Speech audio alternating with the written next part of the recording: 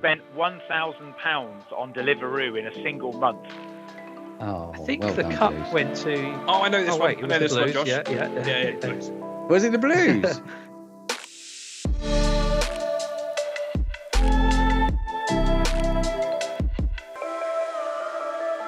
Welcome back to Lose to Win, the podcast with myself, Jack, Ben, and Josh. How are we doing, gents?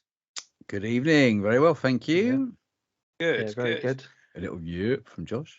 What's I'm glad happening to in be people's back after worlds? last week.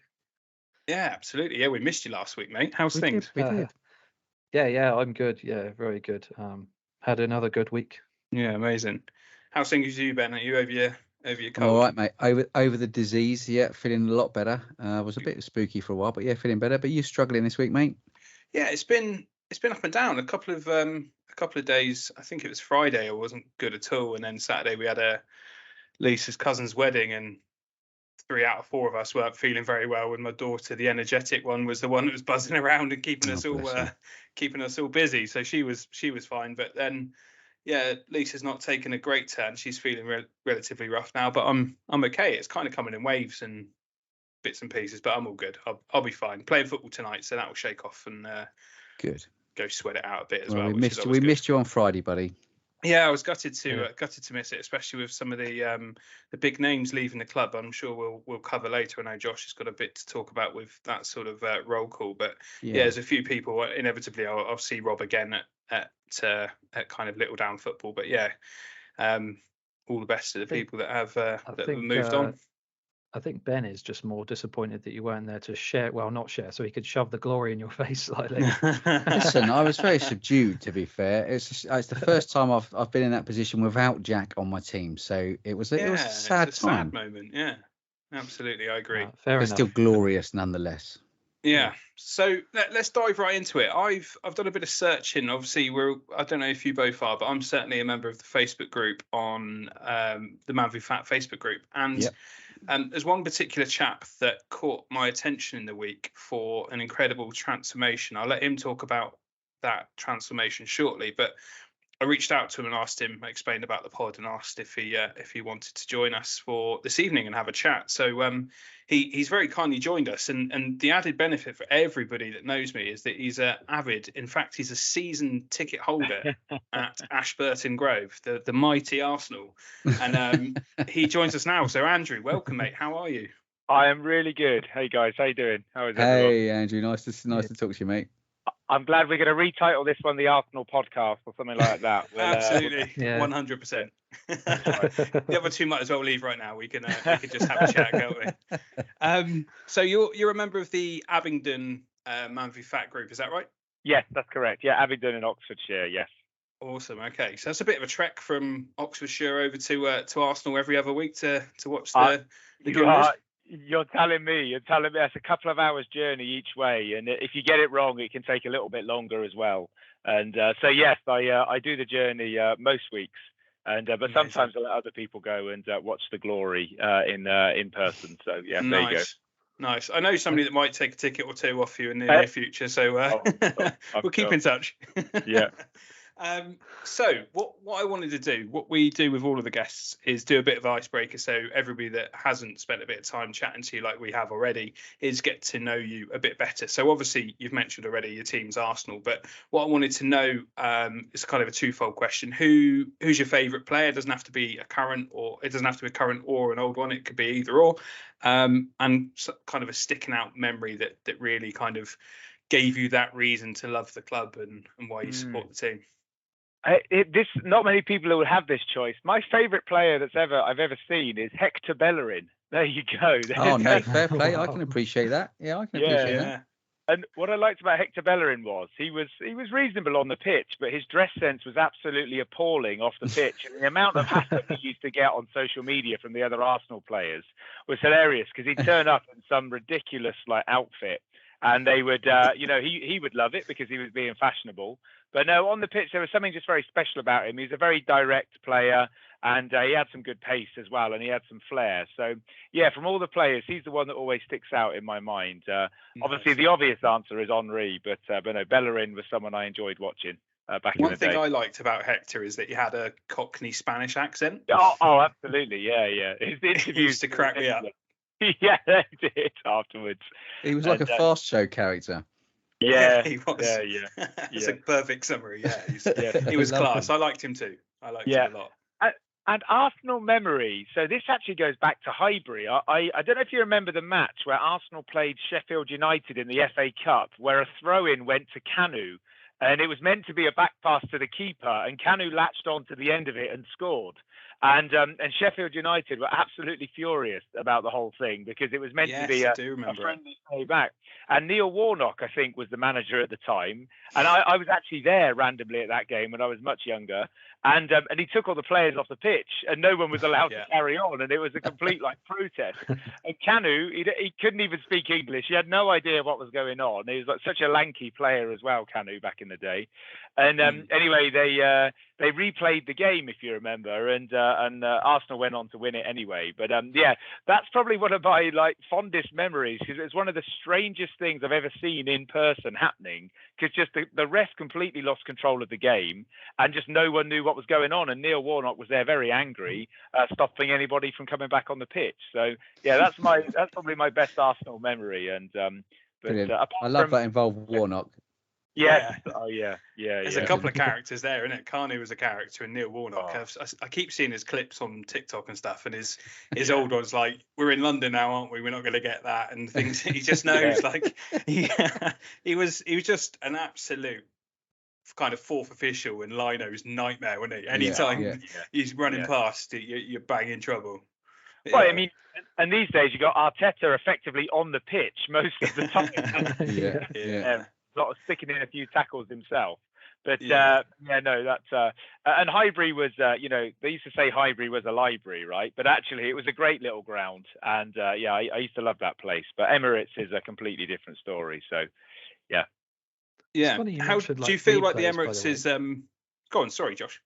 No, I was just saying, it's funny you mentioned that they replayed the game, especially considering that's been in the news recently, hasn't it? Oh, yeah. Well, with the Tottenham and Liverpool VAR thing, right? I think they were, but that was, I think, FA Cup and Premier League are different jurisdictions of decision makers, and this was back in the early 2000s, so maybe it was all right then. But there's no way they replay a Premier League game now for getting VAR wrong.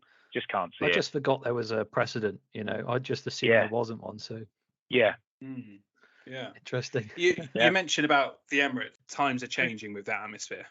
For sure. Sorry. Towards the end of Wenger's era, it was hard because a lot of fans just weren't going, and it was about half empty at times for some of the games, and most of them were season ticket holders that hadn't gone. Because you could, and then on the official attendance, they were still showing 60,000. At the game, we used to get battered for that, didn't we? Oh yeah, they did, and genuinely it was 40,000. But these last couple of seasons, and certainly last season, it's just gone absolutely through the roof. The atmosphere has just completely changed. And the Ashburton Army that are down on the the North Bank, all dressed in black with their drum, it's just completely sort of changed the atmosphere in that stadium. And I think it was. I've seen so many games now, you forget all the details. But Tottenham last season, I think was a win, and actually it was just some of the best atmosphere. And if Arsenal ever go 2-0 up against a Tottenham or a Man United or City or Liverpool or whatever, I think last season it was Liverpool 3-2. And Arsenal came from drawing to winning both times, and it was an amazing thing. Yeah, it's worth going now. And there were times when 2 hours felt like an awful long time to travel there for a shit game, But actually, at the moment you want to be part of it, and it's quite powerful. And some great games right now. And the Man City game I was at just last week. We haven't beaten Man City for 8 years, and to get a deflection off someone's face towards the end was just honestly, I took my sister to that one, and the fans were going bananas. They were falling over the chairs. It was just the euphoria, and there is no feeling like it. Scoring against City in the 86th minute as a deflection off someone's face after 8 years of pain, is that there's just no other feeling, and you can't buy it, you can't create it. It's just one of those things. But it was magic. Brilliant. It did cut me a little bit deep because we had Nathan Aki for quite a while at AFC Bournemouth. So I do have a soft spot for poor Nathan, and I did actually get a message from him from my a mate sorted out for me for my 30th birthday, and he's genuinely the nicest person. Any other player I wouldn't have minded, but I was a bit gutted for him. But the result's the result, isn't it? I was buzzing. It wasn't a great game, but it was absolutely buzzing. The result. No. Game was awful, but yeah, the end was good, and right. So sorry, we'll cut the Arsenal chat. Go on. Yeah, sorry. No, I was going to say, before we move on, then, do you I know it's kind of a slightly biased question because you're an Arsenal fan, but do you see yourself winning the title this year? I'm a very realistic Arsenal fan. I still think Arsenal are in second place at this stage. I still think City have just got the underlying quality. I think when like Rodri comes back for them and things, they'll be a much stronger team. But I'd like to say I think we'll finish second and hope we'll finish first. That's probably where I'm at. But I'm not one of these fans on Arsenal TV saying we're going to win the league after a few games. And obviously this season it's just a bit closer, right? You got Spurs are doing well and Liverpool are there, and City are obviously there. It's an interesting group. Brighton are playing reasonably well. There's a lot of places now where you used to be able to go and play away at those games and you'd expect to win, but not so much now. I think definitely. Like a 1-1 draw at Brighton away is probably not a terrible result for Arsenal these days. Actually, it's just changed the dynamic of the league a bit, which is good because it should make it a bit more interesting for everybody in terms of what they're doing. Yeah, we spoke a little bit about that last week about how the teams are closing up, and there's many more teams in the mix now, which is brilliant. And you're seeing the other teams sort of fall away a little bit, and they're having to rebuild, like your Uniteds and your Chelseas. They're not quite at the races yet. And of course, when they get up to speed as well, then you're going to have sort of 8-9 teams totally in the mix, which is brilliant. I think it's brilliant for the league. Yeah, definitely. Yeah, completely agree. Right. Okay. So the main reason why we've got you on is not to do a Talk Arsenal pod, but more to talk about your incredible weight loss journey. So as I said earlier in the discussion, you certainly caught my attention, and 55 other comments I noticed on the Facebook page's comments. So the best thing about it, and we will share the photo if you don't mind on our Instagram, so people that listen can see, is it got a picture of you. What I can only describe, it looks like your closet, and you are in your blue pants and your white top, and you have a photo on the left where you've got a rotund belly and a pretty miserable face, and on the right you have got a slimmer, healthier, much fitter version of yourself with a great big smile on your face, just like the smile you get when you beat City 1-0 at home. And that's one of the key things that jumped at me straight away. If you look at clearly what your transformation has done to you, how you must feel is definitely encapsulated in that picture. So a long story short, what I wanted to do is kind of get you on and talk through how you've done it, what's worked for you, what advice you can give others, and really see how it's going. So if I just sort of give you the brief story, and then I'll tell you some of the sort of hints and tips that I did through the way, and I'm still on my journey now, so it's still a very live thing. So headline story. So look, I run my own business. I have done for the last nearly 10 years. So very, very busy business professional. Work takes up a big portion of my time. And I've always been a real yo-yo dieter. So my weight tended to go between about 17.5 stone and about 23 stone. So what I would do is, I'm a very goal-driven individual. So for the last 5 years, I've done a skydive in September. And to do a skydive, you have to be 18 stone. So what I would do each year is I'd lose a load of weight to get down to 18 stone. I'd do the skydive, and then I'd just forget all of my diet stuff, and I'd just eat a load of shit again, and I'd get really fat again. And each time I got fatter, I got heavier than I was before. And a lot of people listening will know what that's like. And, you lose some weight and you put a bit more on. So I did that for 5 years. And so literally was losing 5 or 6 stone a year, and then getting to September and then doing the dive and then going up. And just to give you some context, so like I'm a guy that can either eat like, say, 750 calories a day or like 15,000 calories a day. I'm one or the other. I'm nowhere in between. and that's a real challenge for me personally. So for me, I got to a point last November where I spent £1,000 on Deliveroo in a single month on my own, just for me. Wow. And that equates to something like 2 takeaway orders per day for the 30 days of November that I did. And because I live out in the sticks, you have to do a minimum order of about £35. So say it was like 10:30 at night and I was a bit hungry, I'd be like, oh, well, bollocks to this, I'm just going to order an Indian. But you'd have to order 35 quid's worth of stuff. So you'd end up getting an entire banquet, right? So you get your biryani and your naan bread and your curry and like everything else. And, you know, being a fat guy, I loved it nothing more than that because you were gorging and you loved it. But clearly that's really bad for you. And very quickly, all that weight that you just lost, you put back on very quickly. So this year, so I've been doing that for a few years, and you know, I know it's not right, but that's just where I was, and because my work was so busy, that was sort of how I just dealt with my life and what I was doing. But this year, I went on holiday with my family in May, and we went to Mallorca for an all-inclusive. It was an amazing hotel, and I absolutely just gorged for 2 solid weeks. We went for 2 weeks, all-inclusive every day. You know, beer from 10 o'clock in the morning, breakfast, snacks, lunch, snacks, dinner, snacks, alcohol, right? Just all inclusive at its worst. Sounds brilliant. Well, I mean, yeah, it was, and I'm not going to lie, I had a great time. But I came back and I got on the scales and I was 24 stone, and that's the highest I'd ever been in my adult life.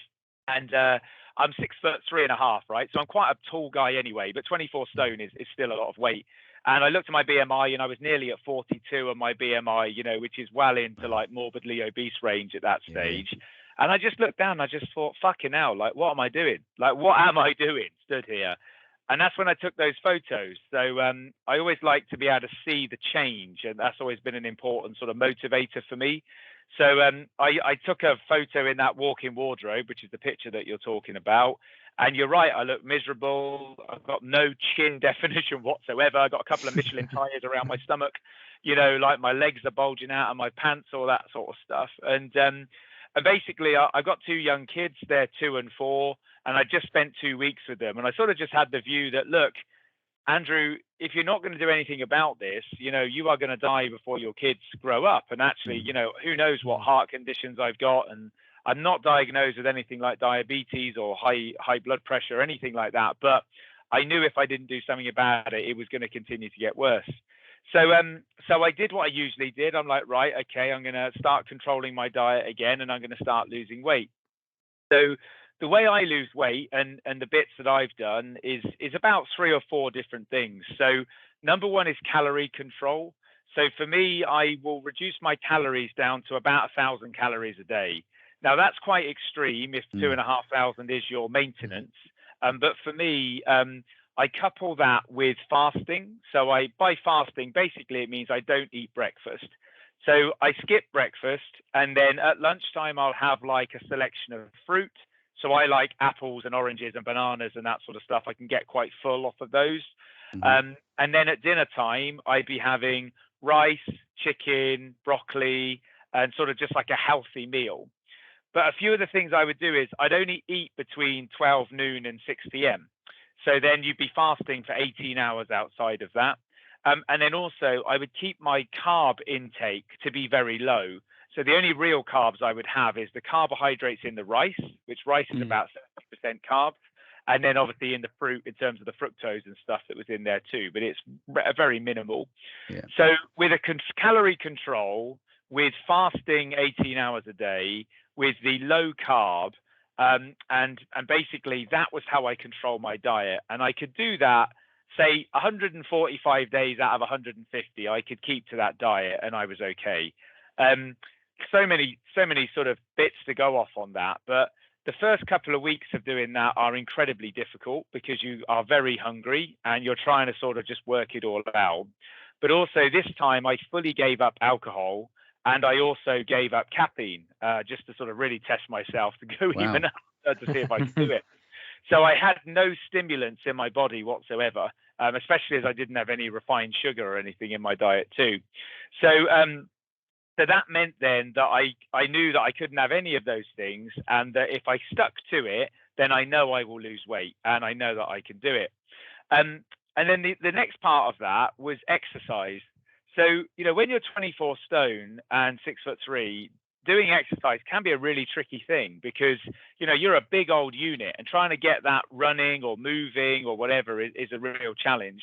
So I really got into walking, and in particular, doing a lot of walking, like in hiking boots just around the fields near where I live. And I think there's this real common misconception that exercise needs to be a 2-hour run, where you can't breathe when you get back sort of thing. But I don't think that's the case in my opinion. I think exercise can be stick your walking boots on, go out for 45 minutes to an hour's walk and, just get your heart rate going a little bit, get your blood going, get your steps up, try and get to your 8,000, 10,000 steps and keep going. So with a mixture of all of those things, I started to lose weight. And then I came across Man v Fat, and this is probably where like the poignant part of the story starts. So there's a scheme on the NHS called Achieve, and under Achieve you can get 14 weeks for free for the Man v Fat group. So I signed up through Achieve. You had to have a BMI that is above 27.5, and I believe that is still in line today. I believe you can still do that now. And each year you can get 14 weeks free under the Achieve scheme if your BMI is still above 27.5. And now I am shit at football. I think that's the thing to really note here. I am shit at football. And if any of my club listen to this, they'll really laugh because about 2 or 3 weeks ago I scored a back heel volley from the near post, and nobody could believe it that I managed to actually score it. They still talk about it today, but that's like my crowning glory. I remember the first 2 weeks I was there, I lost 2 balls over the 20-foot fence. That's how bad it was in terms of that. And I spent most of the game trying to find the balls to get them back. And so anyway, I went to Man v Fat, and I was open to the concept of it. And I met my coach, a guy called Jared. And Jared is he's a nutritionist and he's a health expert, and he's the coach for Man v Fat in Abingdon. And he is just one of the most like interested and like wonderfully sort of supportive men that I've ever met, in my whole life. And also I found Man v Fat an amazing community because it's hard for men to talk about being fat, right? Because they don't generally talk about that with their families and stuff. It's just not really a topic of discussion.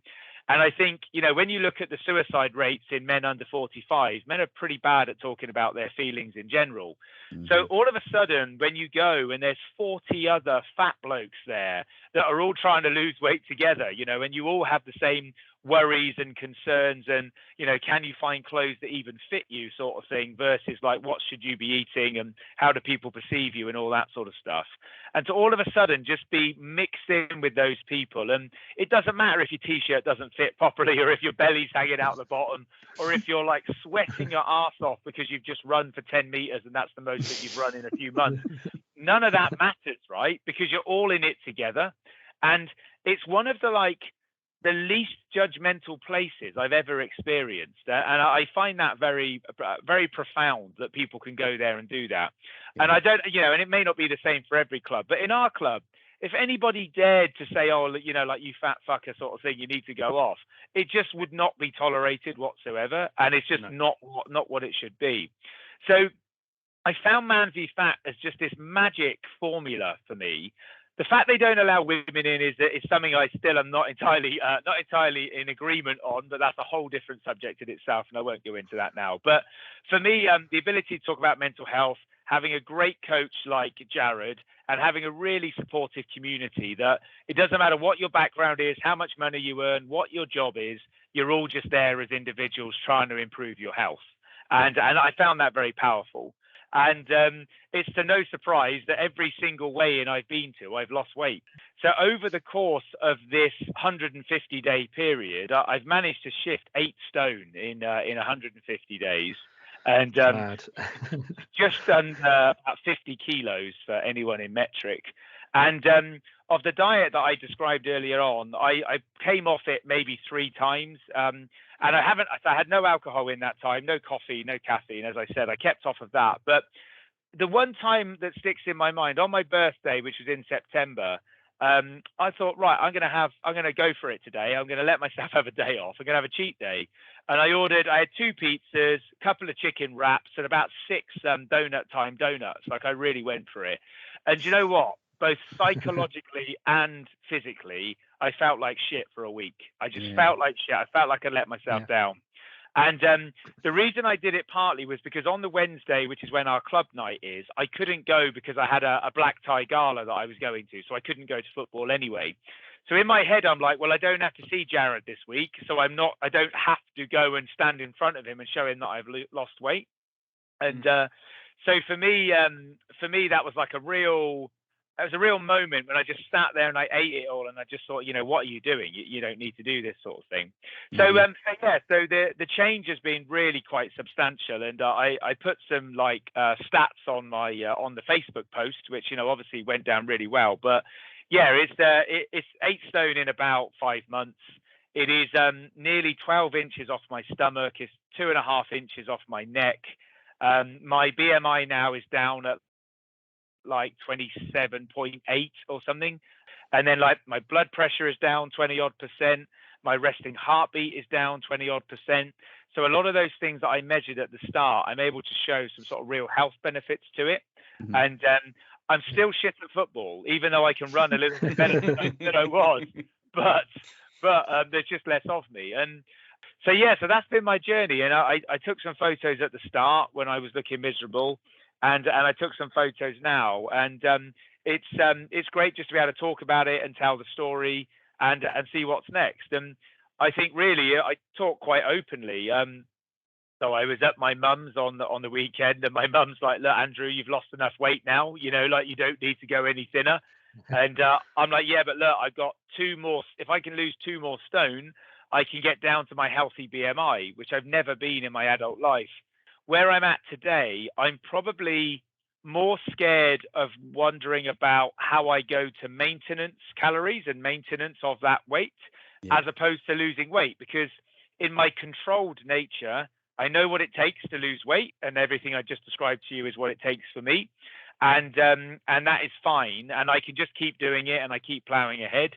But the bigger concern is, right, okay, Andrew, when you decide that enough is enough, how do you actually get the calories to a point where you're not going to overeat and you are going to control yourself?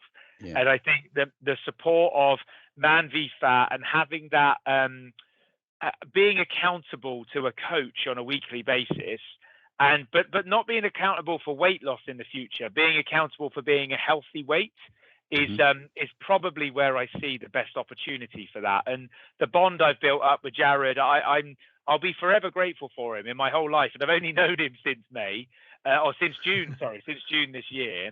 And he hasn't even gone out of his way to try and be anything more than he should be. But he's just had a profound impact on how I think about everything. And it's just been really positive from that side. So in a nutshell, that's the story. Sorry, that's a bit of a ramble, but it's completely justified and an incredible journey, an incredible story. So it's actually slightly more than what your post is. So clearly you're still losing from that point of posting as well. So I think we'll have some questions. Ben, did you want to start off? What questions have you got? Definitely. Well, I mean, obviously you've done it in a very short space of time, and you said before that you yo-yoed quite a lot, so you knew you could lose weight quite quickly, etc. So now, and I know you're saying you're worried about when you hit maintenance, maintaining that. Do you think it's manageable because you've lost so much weight in such a short space of time? How are you going to actually? Do you think you'll be able to sustain that? Yeah, I am. So I'm as positive as I've ever been, because I think if I go back to talking about the yo-yoing and the skydiving, for me, the weight loss was a destination. It wasn't. It was a goal. It wasn't like a point where then I could sort of just continue on a different journey from there. So again, the guys I skydive with, they will tell you on the day you go and you get weighed. And I'd go in and I'd be 17 stone 12 or whatever. So I'd be the exact weight I needed to be. And then I'd be literally eating a donut the second I get off the scales, right? It was that. And I used to, if anyone knows like Donut Time, or, they used to do these enormous dinner plate sized Homer donuts. And they're about 2,000 calories per donut. And I used to eat one of those. And I'd have it ready there, and I'd be sort of salivating about it. But This time, the skydive was on the 23rd of September. And since that point, I think I've lost 2 stone more. So actually, like I've gone through that psychological barrier for me. And the other thing is with Man v Fat and also the coach, because with my team members, I like the fact that I've scored loads of goals within a season to help contribute towards the team. That makes me feel good. And last season, I hit 3 5% targets in one season. So nice. I think I was 10, 15, and 20 in one season. And for anyone that knows the mechanics of Man v Fat, you're not allowed 3. You're only allowed 2. Carry over. And it rolls over. Yeah. And annoyingly for the other teams, when I get weighed on Wednesday this week, I'll have hit my 25% in the first week of the season. And so carry over the other one. Yeah, and carry the other one. So it's another 6 goal bonus. I'll have my 2 bonuses straight away, and I think I'm on a hat trick as well. So, wow. But they're gonna love you. Yeah, they certainly are. But the fact that I know that and I'm so focused on it is what enables me to sort of think that actually, whilst I still care about this and whilst I'm still part of the club and I want to be, then, I know I'm going to care about it and keep doing it. But also I think for anyone with kids, as you see them getting older, they do want to play more. They do want to be more active. And as a father, I want to be part of that. The emotional part of it in terms of like the kids and wanting to make sure that you've got good health for them in the long term is important. The other thing I didn't say is that I'm 37, so I'm in the middle of mid 30s still, and hopefully still got a lot of life to live. And I have to stop the yo-yoing. That's such an important part of it. So off the back of that, have you managed to, I know you said about being very strict with your diet. So have you managed now to control your diet to a point where if you wanted to, you could go and have a couple of drinks, or you could go and have a burger on a Saturday afternoon and it not worry you too much? Are you at that point? Yeah, I am. And actually, last night is a really good example. So I'm in a line of work where I go to quite a lot of award ceremonies and black tie galas and dinners and all that sort of stuff. So that's a big part of what I do. I think between now and Christmas, I've got 20 of those, which is a real challenge to obviously manage in terms of eating, right? Yeah. So, for me, it's alcohol. Now, I have a healthy relationship with alcohol, as in, like, I could go 3-4 weeks without drinking anything, and I wouldn't even realize that I've done it. But I'm a real, and this is like my eating, but I'm a real binge guy. So for me, and again, I know some people will resonate with this. If I knew I was going to be having a big night of alcohol, I would eat a load in the day to like carb load so that I'd fill my stomach. I'd drink a load. I'd eat 2 or 3 McDonald's at night, after I'd had the alcohol. Yeah. And then the next day I'd be having KFC for breakfast and probably fish and chips for lunch, that sort of thing. So in that 24-hour period, you're almost doing 20,000 calories of terrible food for you within that time. So yesterday I had a black tie do. It was an awards ceremony. My company was up for a couple of awards. We won 2 awards as well whilst we were there, which is wonderful. Congratulations. Thank you. But I didn't drink.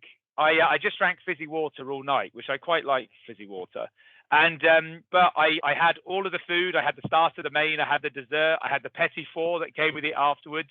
And then later on, we went to Meat Liquor in Marylebone, Meat Liquor, which is open till 3 o'clock, and they do big dirty burgers and cheeseburgers and chips and that sort of stuff. And I allowed myself to have some of the chicken tenders that they do in there and that sort of stuff. So I sort of let myself experience more food again yesterday without the alcohol. And I got back on the scales today and I'd maintained. I was the same weight as I was the day before. Brilliant. And so for me, that's a positive feeling, because I'd enjoyed myself and I was part of the social aspect of it. And I ate a little bit more. So yes, I'm not as strict as I was, because some days I was incredibly strict with myself and I'd go to bed hungry and thirsty and all that sort of stuff, and I'd just deal with it. Yeah. But now I can feel it being a bit more comfortable. Yeah, and I think getting that healthy relationship back with the food is so important. And as you say, you can go and do that and still maintain, and then give yourself the odd treat here and there without beating yourself up too much. And I think that's real key, because I think what a lot of guys do, especially when they're on their journeys, everyone's on their own individual journey. When they have those days where they have too much, they kind of fall off the wagon and go, oh, do you know what? I've done it now. I might as well just crack on and carry on. And that's the real bad. That's when it's bad. Yeah. And I know some of our guys struggle with that. So to get that kind of healthy relationship with being able to go out and do that, and then realizing actually you don't have to do that all of the time. You can do it once and it doesn't matter. You can then get back on the wagon again without the stress and the strain is really, really important. And I think that probably will be key actually to maintaining a healthier lifestyle for yourself. So fair play, mate. I've got to congratulate you on everything you've done, and I think it's a fantastic story. So really, really well done, mate. Thank you. That's very kind. Thank you. Now, I have a strange question. Super impressive. By the way, how have you found your body's kind of held up in the yo-yoing up and down? And I'm talking like strange things like skin elastication and things like this, because So for me, the yo-yoing probably has not helped. So around my stomach, I've always had stretch marks, like pregnant women would have stretch marks after a pregnancy sort of thing. So I've had those around my stomach since I was about 18, just because of the size of me and the different shapes that I've been. Now I've lost an awful lot of weight. Most of the visible fat that's left is around that sort of belly area now. And it's really like sort of just loose, fatty skin that's sort of just there. Now, it doesn't droop or drag or anything like that, but you can see there's like a collection of skin in that area. So at the moment, that doesn't make me feel down. I'm comfortable with how my body looks and all that sort of stuff. And that's not a massive problem for me in terms of having a little belly still. But I have considered, will there be a time where I think, right, getting some surgery just to sort of have some of the skin removed or have some of the final bits of fats that's removed in there? It's certainly a consideration. But outside of my stomach, everything else has been all right. So like around my neck and things is all good. And like I said, now I've lost a load of weight, you can see my chin line again, which is funny because I just couldn't see the chin line before. And and it's only when you put the two photos next to each other and you're just like, fucking hell, and that's what it used to be like. So none of that has changed. There are certain health benefits to being lighter, in terms of being able to move around a lot easier, being able to cross your legs is a real good thing as well. And just get them over without squashing your bollocks entirely, as you're trying to do it. And I just think even things like, more psychological things, even like libido and sex drive and that sort of stuff. I think when you're much healthier and you're just much fitter and stuff, like all those things adds to the positivity of your relationship with your body and how you feel, and wanting to have positive relationships with your family and things as well.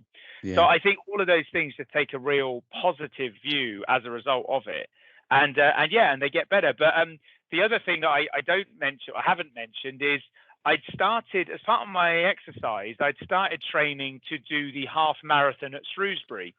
And I'd done a big run in the morning, and I'd gone to bed at night, and I woke up with the most excruciating pain in my foot that I've ever had. And I thought, what on earth is going on? And basically, I couldn't walk for about 6 weeks. So all of a sudden, not be able to exercise and really then have to focus on calorie control. It was a real thing then. But exercise is a great thing to be able to do, but it's not necessarily the be all and end all for losing weight. It's great for our bodies, great for our hearts. But you know what gets me with exercise? You can go and do a half an hour jog or run or whatever, and you feel like you've achieved something great, but you may have only burned 200 or 300 calories. Have a sandwich from the from the shop on the way back, and you put more weight on than you've just burned. Which this whole concept of exercise is a real misnomer, I think, for people. And I certainly have done my own. I really love to know how many calories I burnt when I've done a run, for example. But sometimes it's only like 400 or 500 calories, and you could easily put that on with eating the wrong food straight afterwards. And of course, you're hungry after you've exercised because your body is craving more stuff too. So that's where my body's at. It's just mainly around my belly these days. Yeah. Incredible stuff, mate. Really, it's so the dedication to it. And I think I listened to a lot of podcasts, and I heard something about being obsessed with something is often, as long as it's controlled and balanced, being obsessed with something is often how you get the very best result out of something. And I think there is a level of obsession that we all need to have to get fitter and get healthier. If we can get obsessed with something, generally it's normally something you really enjoy, or something that doesn't take so much effort. But with this, it's easier to say, fuck it, I'll just get another Deliveroo, or fuck it, I just won't go for that run. But if you can train the mind, that helps everything, kickstart everything. I think that's the kind of the motivation and the aspect I'm getting from you, is if I can dedicate myself to it and understand and set those easy goals, easy achievable goals, it really makes a difference. And I think you're not going to just inspire me today. I think you're going to inspire a lot of people. And as I say, those comments on the chat, everything is positive and everything is what you'd expect to see for something. Well, and, you should be super proud of yourself. Thank you. But the obsession part is a really good point. And there's a few things. So look, I weigh myself twice a day. I weigh myself in the morning and I weigh myself at night, so that I know where I am. And again, a little tip I used, sometimes when I weigh myself at night, I'm heavier than I thought I would be. But then when you go to sleep, you wake up, you have a piss, you maybe have a shit, whatever, you then weigh yourself again and you're a couple of pounds lighter than you were the night before. And that can be a real brilliant boost in the morning when you're like, right, okay, great. Last night I went to bed feeling a bit like I hadn't quite done what I needed to. Today I've woken up, I've already lost a couple of pounds overnight, or a pound or whatever, or a few ounces, whatever it is.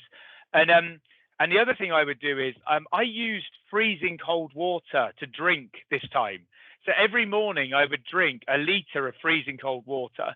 And there's some science, which who knows how true it is, that if you drink water that's like 2 degrees, your body needs to heat it up to 37 degrees.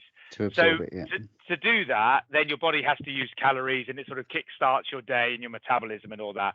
Whether the science is true, I couldn't confirm. But for me, downing that litre of freezing cold water every morning said to me in my mind, Andrew, today you are going to have a good day. You are not going to eat badly. You're going to stick to it. You are going to go for that run. And it's that sort of obsessive nature of it. But the other point, the other little tip I would say, actually 2 tips here. One, it's about setting mini goals. So when I was sat there on the 12th of May this year, I didn't go, right, I'm going to lose 8 stone in 5 months and hopefully I'll do it. It was about every single week trying to lose, say, 4 or 5 pounds, which was like, 2 kilos, something like that a week. And that was the goal. And you have to break it down into mini goals, because otherwise that 8 stone feels like an absolute mile away from where you're ever going to get to. And also, like, allowing yourself on a Sunday, because I'd always do it on a Sunday, would be my sort of final weigh-in, where I'd record all my weight and I'd check what I'd lost and everything like that. So on that Sunday, allowing yourself to feel great, and like I would reward myself with like a packet of popcorn, right, which is like 44 calories or something like that. And the popcorn just tasted so good because like you were hungry, and I was eating past my fasting time and all that sort of stuff. And you sort of give yourself those little rewards. And just the other thing, just going back to the obsessional, is I found it much easier to control my calories by eating portions of things that I knew how many calories was in them. So a few things, for example, like, you know, I know an apple has like 74 calories in it, for example, but there's something called VT rice. If you come across VT rice, it's a microwavable rice that's about 100 grams per pot. And you know that it's 160 calories in one of those pots. So I knew how much was in it. And the other thing, which was my sort of secret weapon this time, is Farg yogurts. If you come across Farg yogurts, KVARG, Farg yogurts. And they are 0 fat, they're 83 calories, and they're effectively flavored cheese. I'm not doing it justice because they taste amazing. And if you eat one of those, it genuinely fills you up. And it's 15 grams of protein as well. Nice. And I eat one of those every day, and I can have that as sort of like my mid-afternoon snack, and that will keep me going for a couple of hours. So yeah, it's low calorie, it's high protein, it's 0 carbs as well. And they really taste delicious. Lemon cheesecake is the one to go for from my side, but the raspberry one is pretty good as well. So it's sort of like knowing those, and like, you know, my shopping bill is very low because I order 7 yogurts, I order 7 apples, I order 7 oranges, you know, and like my food is there. Because again, and this is it, you talked about falling off the wagon earlier on. I have to not have food in the house if I fall off the wagon. Yeah. Because otherwise I will stand there and I will eat the entire thing. Yeah. And I just lose control. And many people will know you're stood in front of like the snack cupboard and you just keep going and you're like, oh, fuck it, I've had 3,000 calories now. I'll just keep going. and then you just can't stop, and you're if you've ever read the book The Chimp Paradox, the chimp takes over and it just starts eating whatever's in front of it. And I'm particularly bad at that on the wrong occasion. So I'm surmising, by the way, just from also the things, that discipline has never been a particular issue, but I just wondered how you cope with that, really. That's always been something that you've been okay with. Yeah, my discipline is I worked with a business psychologist for some time, and I'm a very goal-driven individual. So I can almost psychologically, and with a discipline perspective, I can say that I should not eat that burger that's in front of me because that is not going to get me to the goal or the destination that I'm trying to get to. And he likened it to swimming towards an island. So, like you're swimming towards the island, and if you were to eat a load of food, it's going to slow you down. It's going to take you longer to get to that island. And all you want to do is get to that island and go and, sit and drink your coconut water when you get there, sort of thing. Mm-hmm. So for me, discipline has been very strong, but I really have to work on it. It's not something that comes easily.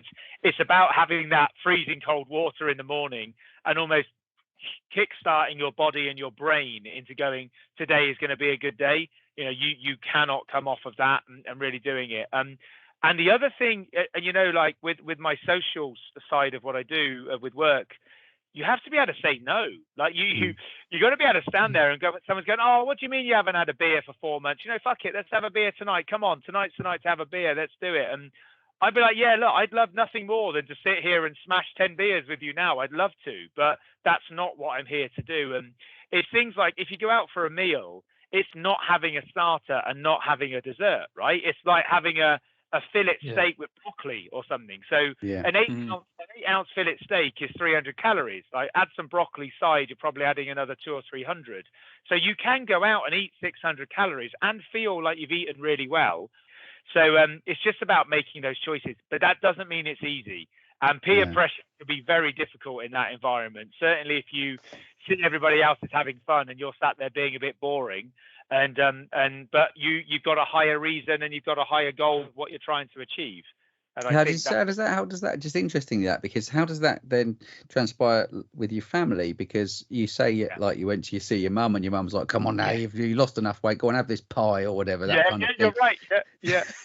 So have you so during your kind of journey from when you started Man vs Fat, have you found that your family have been really supportive? Have they helped you in any way, or has it not really made that much difference to you? No, I am very, very lucky. So I'm proper working class background. My family's off the Northway Council Estate in Oxford, for anybody who knows where that is. And so food and family has always been a real big community thing for us. So I was just, funny enough, we were just saying yesterday, when we were kids, every Sunday night, my grandparents would have about 20 of us round to eat together. And it would just be like all these like hot dogs and crisps, and like they'd do us packets of sweets and all that sort of stuff. We came from a very, very loving, food enriched environment.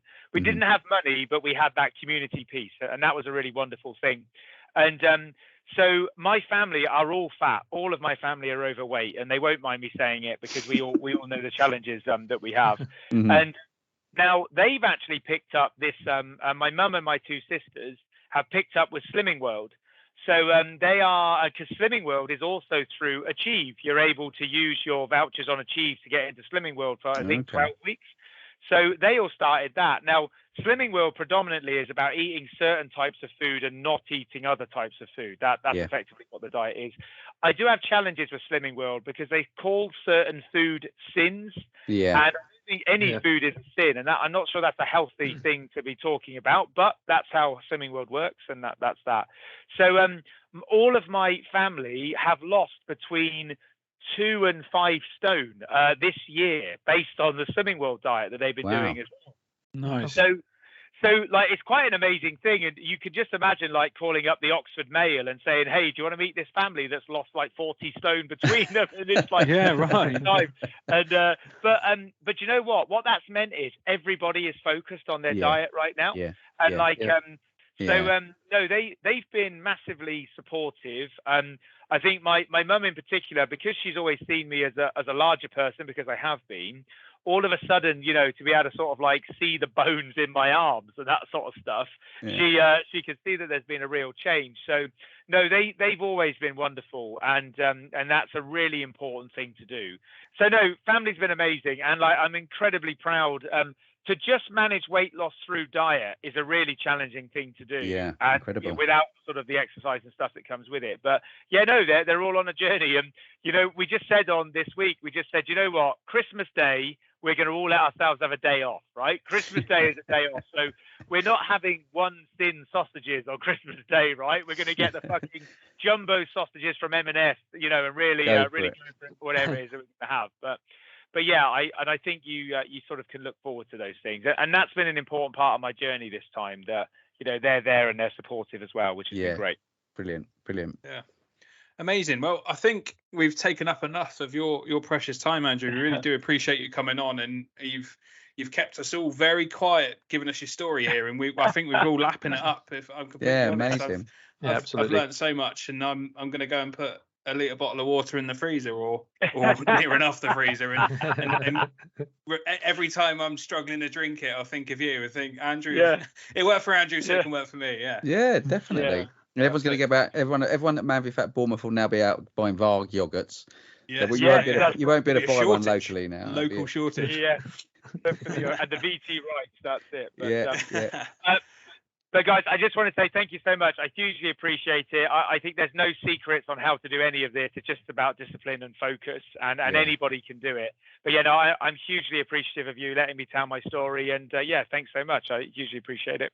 Well, it's our absolute pleasure. We really appreciate it. And to talk to you. Keep an eye out. We will post your, like you said, if you're sure you're okay for me to do it, I'll post your before and after photos on our Instagram, and we'll share the link with you to share with all of your guys at Abingdon and whoever else wants to listen to it. And we'll certainly look forward to speaking to you again soon, and keep a keen eye on your journey. I'll let you know when I get to 10 stone, and then we'll see what the maintenance is like at that stage. That'll be the next step. Yeah, absolutely. I'll definitely drop you a message next time. Next time I'm up at Arsenal as well. We'll go for a Diet Coke somewhere. Yeah, we're going to have a Nando's. Nando's is good. Low carb Nando's. The one on Holloway Road. Yes, that's right. That's the one. That's the literal one we go to. That's the perfect. Right. Top man. Cool. Right, thanks again, mate. You look after yourself. Cheers. Bye-bye. Take care. Bye-bye. Cheers. Wow. He has gone. I mean, what a story. Wowzers. And he can tell it well as well, can't he? It's captivating. Yeah. I mean, I genuinely didn't know what to say to you after that. I was just kind of, I was awed genuinely just by that. And I think, as I say, he kept us quiet. We shared our not concerns, but questions with him that kind of about the yo-yo side of things. And it's obviously happened really quickly, and he's been there and he's done it before and knows what he's doing with it, but there's definitely a steely determination within him that seems as if it's going to be, and obviously we don't know him from Adam, do we? But there seems to be something in him that is so bang on it. And like I said about he mentioned one thing I did want to say about it is that he said about jumping on the scales twice a day, and others would look at that, and I generally, as he said it, I was kind of, my first instinct is, oh, that's so obsessive. But to get where he's got to, when you're in the depths and the shit and the trenches, and you're in the situation that you know that you've got to sink or swim, who are we to judge what's something that's worked for him by doing that? And maybe it might be obsessive, but if that works for him, I'd prefer to be in his situation and be healthier than he is now than where I am now, if that makes sense. So absolutely. I mean, different things work with different people, and we spoke about it before. I mean, I weigh myself every day. Every morning. I only weigh myself every morning. Occasionally I weigh myself at night, but like he said, your weight is very different at the end of the day. And Steve recommends, if you do weigh yourself, you should weigh yourself at the same point every day, because then you're getting a gauge of what your real weight is. But ironically, I weigh myself in the morning rather than of an evening when we do it Manby Fat. But I find that helps me. It's just something that I can keep a track on, and if I can see it gradually going down, even if it's like a couple of 100 grams every day, I know I'm on the right track. And it's just something that's helped me. And I know others have done that, but I know other people who don't. They don't weigh themselves at all. And so waiting on a Friday is, let's see what happens. And they kind of think, well, I've had a good week because they've written down what they've eaten or whatever.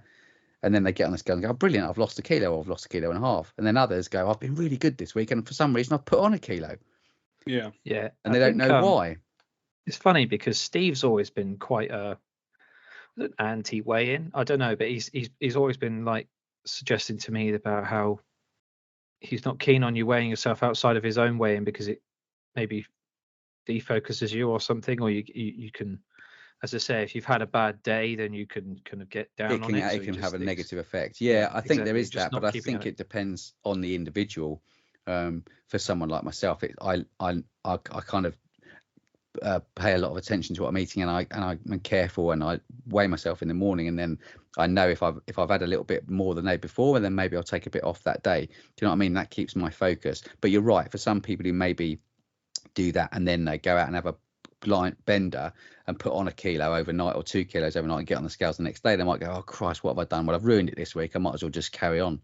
Yeah. So yeah, I appreciate that it can have a positive or a negative effect, but again, it's like I said, you know, it's about what works for you, and if you can find something that works for you once you've found it, and try different stuff, you know, try different things. There's nothing to stop you from, if something's not working for you, stop it, try something else, because something else might work.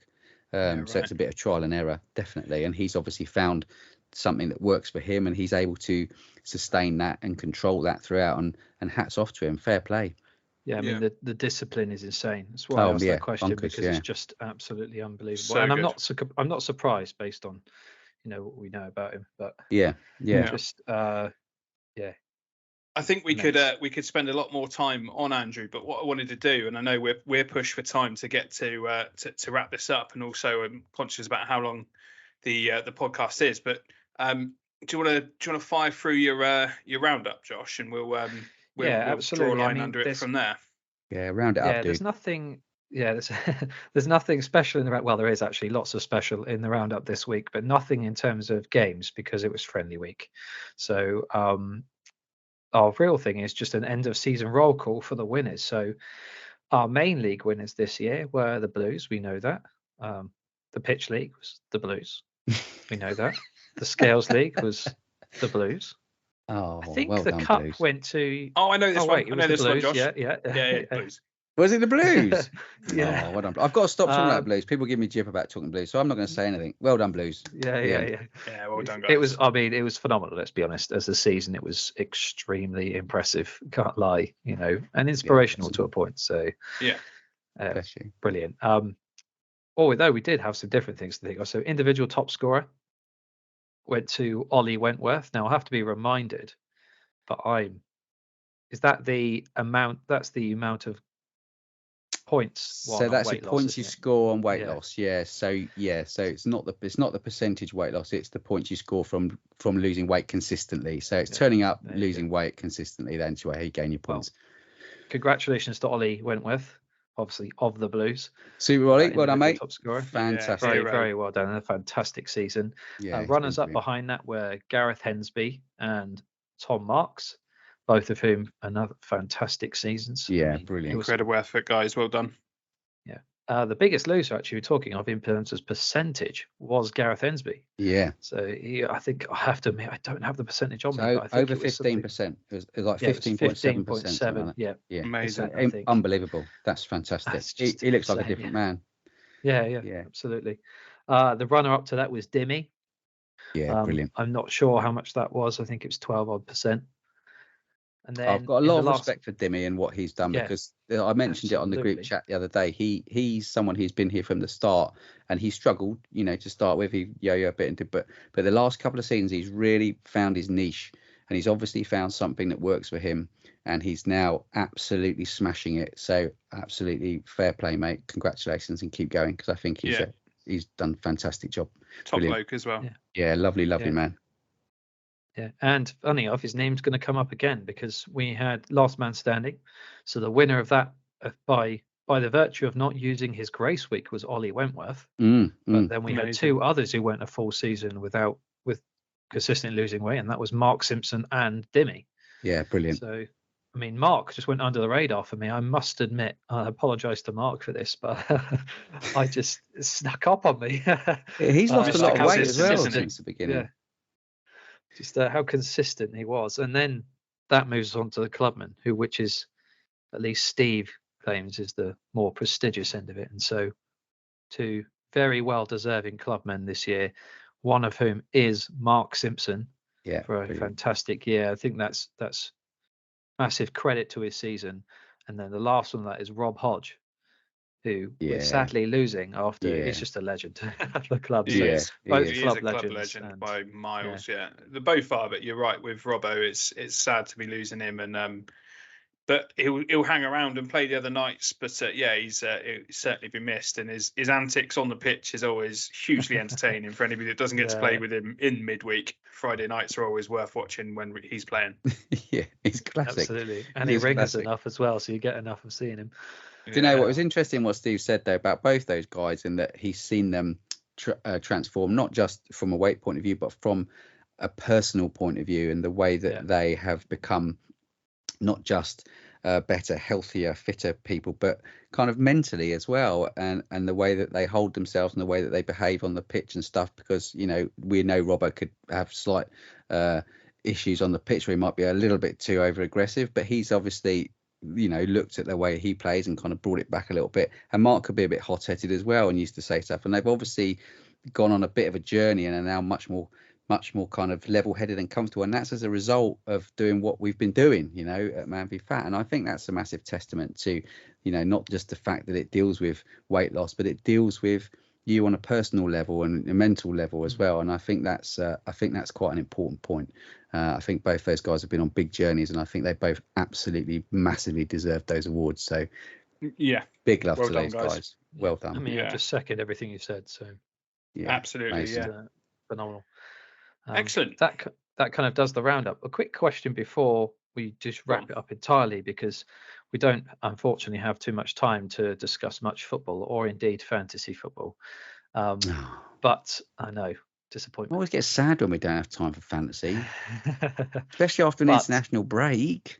Yeah, I know. But I did want to ask you both how your personal weeks were, because it was a friendly week, so there's always that. I think you weren't available, were you, Jack? But no, Jack, unfortunately, this horrible bug, and it hit me like a freight train. And with the family not feeling so great, it was one of those weeks that sadly it was my last week that I could have played with the Whites because of the team change and situation. Oh yes, but it was one of those weeks that if I could lose a week, it wouldn't be the worst week to not attend. And it was I was on for a good week as well, but it would just roll into two good weeks, and you'll carry that into the first week of your new for your new team as well, mate. So look forward to it. We've got the joys of trying to find purple shirts before Friday and all of that sort of thing. That's all right. I've never owned a purple shirt, but I've got one on order, and hopefully it turns up in time. Because the thing is about getting the right shade of purple, though, Jack. Because if you get one that's too blue, it's a nightmare for the Blues. It's just too dark. Then it's got to be pinky purple. It's got to be pinky purple. I think. I'm looking forward to some. I'm looking forward to it.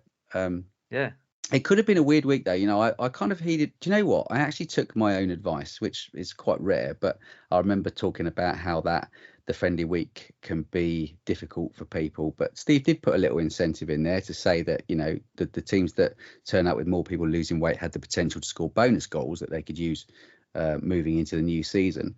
And I thought, although I was ill and I didn't actually plan, I was struggling anyway, and I thought I'd probably put on weight. As it turns out, at the end of the week, and I was okay to turn up, I actually felt okay.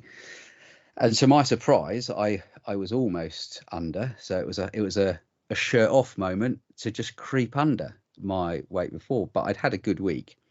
So I was quite pleased that I was ever so slightly down and managed to lose weight in that week, which is probably a first for me. I don't think I've ever done that in that friendly week. I think I've always put on a little bit more just because you take your foot off the gas for whatever reason. But this season I was quite adamant that I probably wouldn't do that. So I'm quite pleased about that week, to be fair. And I've also changed incentive with the goals, I guess, as well, Ben. Yeah. Steve's put up for offer. Yeah, so we managed to get 2, which was, fair out of the 3, 2 or 1. We picked up 2, which means we can use that as a bonus in one of our first 3 matches. So We'll have to choose carefully. I don't know if the fixtures are out yet. Has anyone seen the fixtures? I don't know. No, they're still sorting the teams in the league. Not out yet. So. Cool. So we'll have a little look at that and decide when we might slip that little bonus in there. But just as something else I wanted to mention, quickly, is I have actually, I was talking before a couple of weeks ago about plateauing quite badly and not losing a huge amount of weight this season. I've changed my diet. I've tried to cut out some carbs and I've tried to add a bit more protein, and I'm kind of halfway through the first week of doing that. So I'll be very interested to see come Friday weigh-in how that's affected me. Not massive changes, just slightly different like snacks that I have. I've gone more protein based rather than carb based, and I'll be interested to see if that's had any effect. It probably won't affect me for the first 2 or 3 weeks, I guess, but I'll be interested to see how that happens. So yeah, watch this space, see if it made a difference. Amazing. Well, one thing that we hadn't mentioned as well, and Josh, I know that you're very modest about this, but Josh has been asked to be the player facilitator for the league to take over from Dan Lloyd. So amazing effort, and I can't think of anybody better to do that role. Brilliant. And I think you fit it perfectly, and you're exactly what Steve needs as support, and you're exactly what we need as a player facilitator. So congratulations, mate. Yeah, seconded. Well done, buddy. Thank you very much. I'm looking forward to it. It's going to be good. One just quick thing, just on my week then, Ben, because I did go through. So I actually did lose weight this week, and back to what you were saying, I lost half a kilo or something. Well done, mate. Was that, mate? That's amazing. Again, because of a friendly week, this is the first time where I've just said to myself, like, because obviously from last week is your weigh-in from is your season start weight. So I said, well, I've got to give myself some space, and so that managed to motivate me through the week and get some loss going. And then obviously from there, I mean, I'm determined now that to try and win something, either biggest loser or something, like get into last man standing at the end and things like this. So good man. I don't know. The last week or two, I've had a renewed, I feel like a renewed kind of drive, if you can say that. Yeah. I'm looking forward to the season can bring.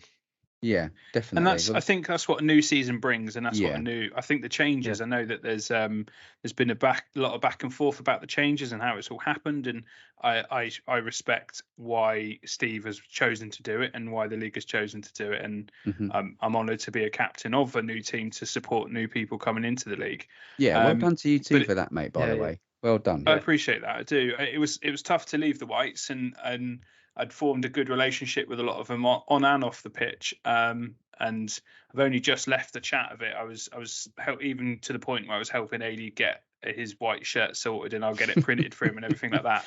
I've got no problem in doing that sort of thing, and I think alongside doing it, it's going to help me as well as I'm hoping it will help others. It will give me a fresh impetus, because I'd stagnated again. I start well and stagnate, and I want to kind of have that extra drive. And I was in the Whites to support Craig as a new captain to the league as well, where obviously I've done the captain side of things before, and I think I did the best I could with that. And I think hopefully he's now able to go on. I think he's picked Sid as his Super Sid as his backup, as his number 2, and I'm looking forward to getting stuck in. It's not the easiest thing to jump ships and whatever, but for the best thing for the league, I'm more than happy to do that and help anybody new coming into the league and kind of give them an overview. I think of long enough in the tooth now with it to understand how it works and what to do. Yeah, bless you, mate. Brilliant. Absolutely. Well, another season awaits next week, and we'll come back for another pod and see how the season started. No cup, of course, now, because we've got 8 teams, and so we play each of the teams twice, 14 weeks. Yeah, that's a shame. I have to try and do some. I don't know how it will work. Obviously, it's in a 14-week cycle, but there might come an opportunity where we could put in a little cup, a cup run at some point. I don't know, maybe over a 3 or 4 week period. I don't know, where we have some kind of break. I don't know. It might be nice just to maybe annually do a little cup, interclub cup. There will be a few odd. Have to think about, but. There'll be a few odd Fridays that the pitch will probably still be booked, but it will be classed as a bank holiday because of the Christmas break or whatever. Or it won't be on. So maybe we even do something within those periods, and I guess whoever turns up and decides to do it, then they get the benefit of it. But, that's a good shout. Let's see. It's Steve's baby. Well, Steve and Josh's baby now. I'm sure Josh can support and give some ideas. And I'm sure already Steve scheming. I'm already scheming. I'm sure Steve will tell you what a wonderful idea it is, and still say no. And it's all good fun, and I'm buzzing to get started. Like I say, I'm hoping Thursday. I think it's due. The purple shirt is due Thursday, so let's see. Cool, man. Might go with the old global gym. I love that one, by the way. Purple Cobras. Let's see how it goes. Right, I'm going to wrap it up there, lads. Thank you so much for your time, and I really look forward to seeing everybody's response to Andrew's incredible interview and what he's done. And let's have a great week and see you all. I'll see you very shortly, Josh, but I'll see you, Benjamin, on Friday night. Certainly will, love. Have a great Cheerio, chaps. Bye.